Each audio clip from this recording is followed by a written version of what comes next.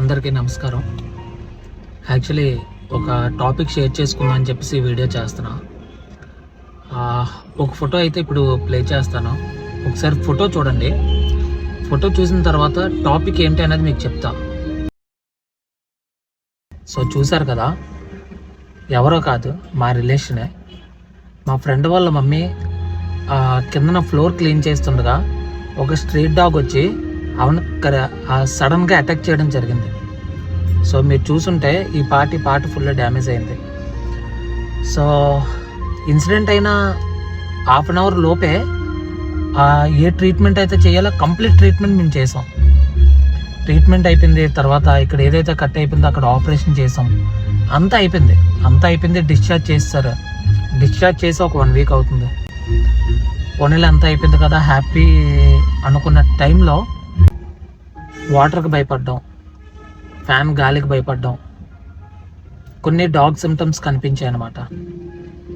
వెంటనే మా వదిన చెప్పగానే మళ్ళీ ఫ్రాక్షన్ ఆఫ్ సెకండ్లో ఆవిడని హాస్పిటల్ తీసుకెళ్ళడం జరిగింది. మేము ఏదైతే వినకూడదు అనుకున్నామో అదే విన్నాం.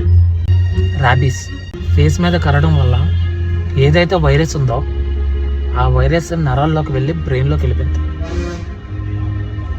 సో ర్యాబీస్ రావడం వల్ల ఇంకొక హాస్పిటల్ షిఫ్ట్ చేసాం.